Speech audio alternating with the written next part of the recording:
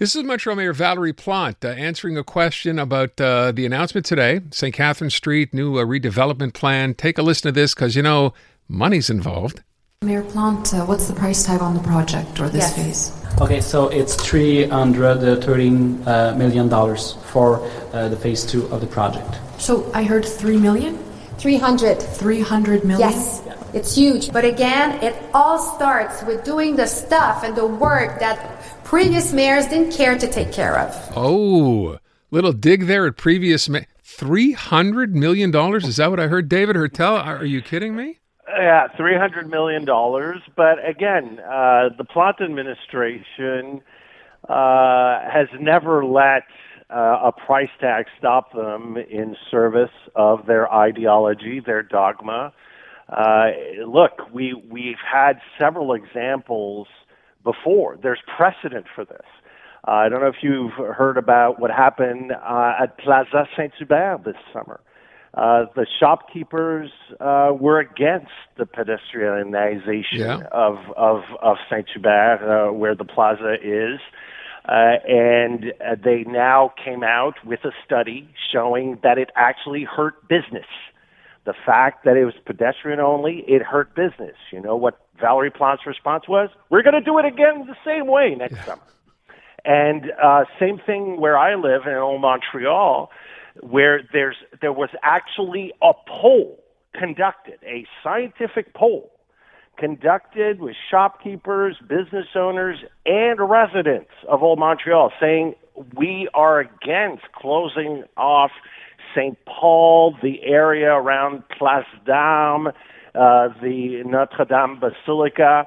And you know what the response was of the Plante administration? Let me take a wild guess. Thanks, but no thanks. We are moving ahead, regardless of what you people think. So, I mean, and look, we're talking about an administration that over the last 7 years has spent hundreds of millions of dollars on bike paths and Bixi, regardless of what's going on in the city. If you need the latest example, if you've gone to a show or a hockey game around Bell Center, you can appreciate the handiwork for the bike path on Saint-Antoine, which is just crazy and mayhem. It's not even useful yet. Just the construction of it is a total mess and chaotic. So, again, $300 million, who cares? We'll raise your taxes. We're going to add more civil servants. We're going to blow up the budget, even though everybody's talking about how hard it is economically speaking. And ultimately, I mean, for Projet Montreal, money just grows on trees magically. And they don't understand that, for people to pay taxes and allow Projet Montreal to have a $7+ billion budget a year and to keep on spending like there's no tomorrow in difficult economic times when every other government is trying to cut back and trying to help people get through these difficult economic times. You know what? No, our religion comes before anything else, and our religion is bike paths and pedestrians. And you know what, business owners, tough, deal with it. And the reaction is unanimous on St. Catherine. And it's going to hurt. And we have precedent on top of that. Ask the Plaza Saint-Hubert shop owners. They are going crazy. They're losing literally business because of Projet Montreal not listening to them. I just don't understand the one part in the announcement that I read. And again, to be fair, it's sort of translated. Maybe it's not what was originally in the document that I could understand. But this idea of what they're doing now, especially this idea of creating green space downtown, as if somehow that will attract shoppers, because they talk about keeping people from going online or to malls to do their shopping. I don't get it.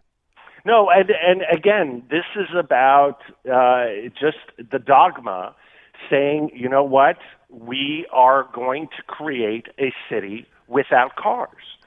And, it's the same type of philosophy that is dominating in Toronto and not working. And again, there are other cases where, this type of obsession actually hurts downtown cores. But again, this cannot be surprising to anyone. This is what Projet Montreal is about. Remember, 35% of Montrealers who could vote actually voted. 65% of the people who had the right to vote in the 2021 election didn't vote. The people who came out and voted for Valérie Plante, gave her 52% of the vote. These are people that believe in this ideology. And so that's what Projet Montreal is doing. Same thing for Camille Yehoud. Look, you have to go to court now. There was the largest consultation ever saying don't close it. And when Valérie Plante announced she was going to close it, what did she say? She said that's what Montrealers want. Yeah. It's her supporters, and that's what she's doing, especially now that she's not running again. She's going to push for everything she can get in before her term runs out. So I'm not going to ask the question because I want to ask it because it's been asked before, David. But I don't know if you happen to hear Alain Creton on this morning with Elias. Did you catch any of that? I did not today. No. So I will let you know that at some point, Alain Creton was complaining about the fact that he runs, I guess to be fair, most of the sort of association on Peel Street specifically, right? The restaurateurs there, complaining about the fact that he was not consulted, even though they said he would be. This is kind of, as you're describing, par for the course. Then he said, because the question came up of, why have we not heard of anybody wanting to run against this administration now? Because these things seem to be piling up. He specifically, Alain Creton, mentioned your name. Not me. He mentioned your name as someone he knows who he thinks would be great.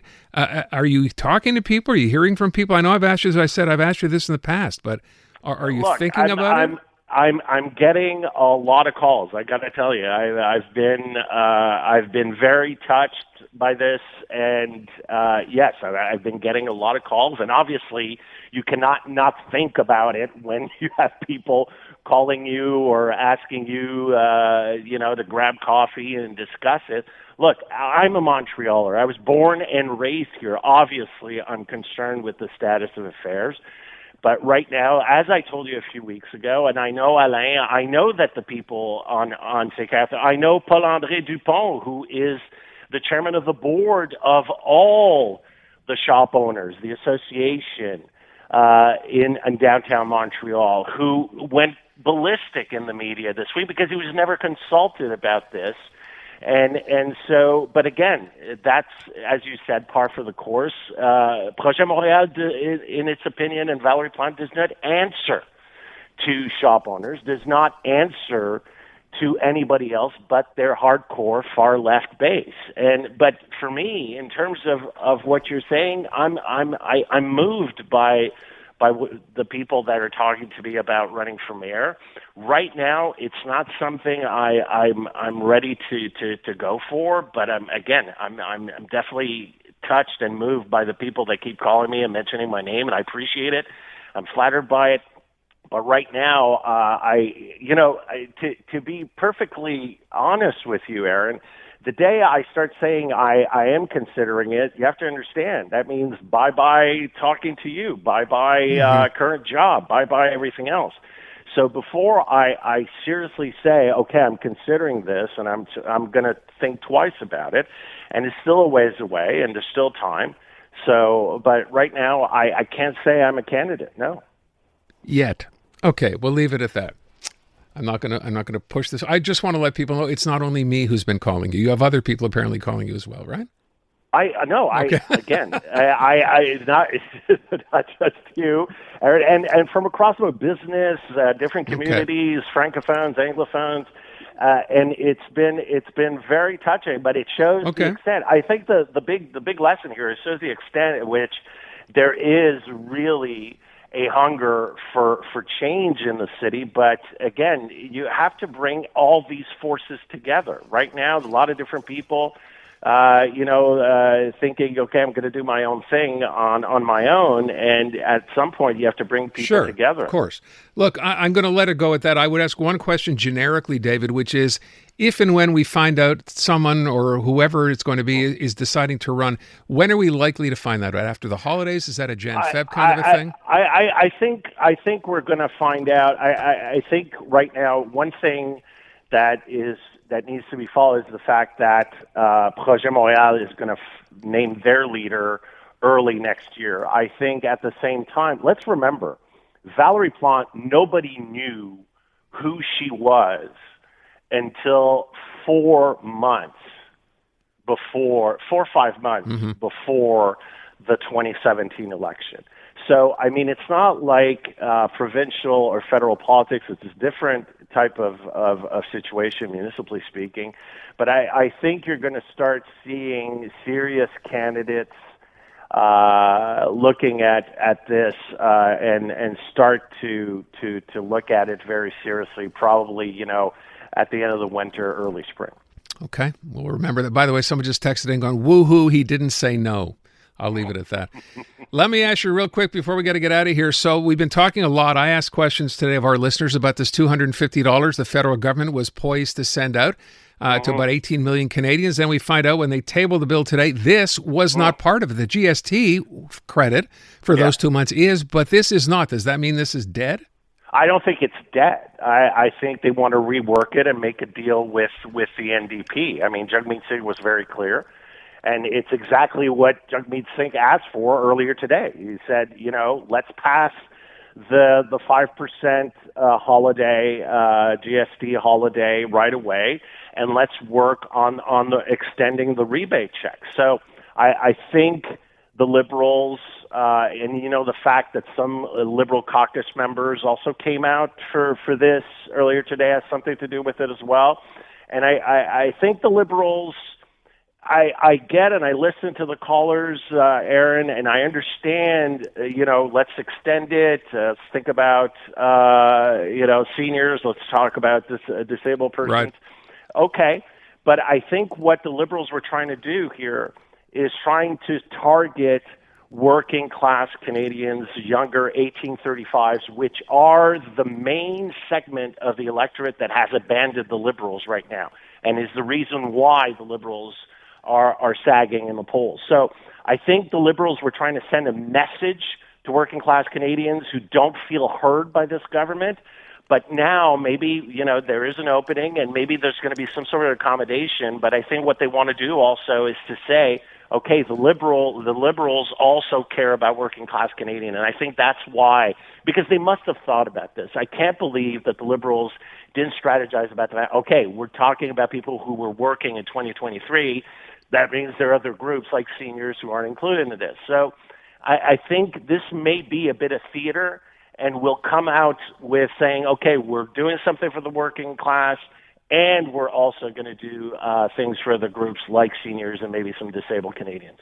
All right. So, and the timetable on that, if it's simply a matter of reworking it, would be before the end of the year or after the end? Oh, yeah. They have time. Okay. They have time. They could, a bill like that can be if you have the majority, I mean, this is the type of thing that can be moved very quickly. David Heurtel. David, thank you very much. Appreciate it.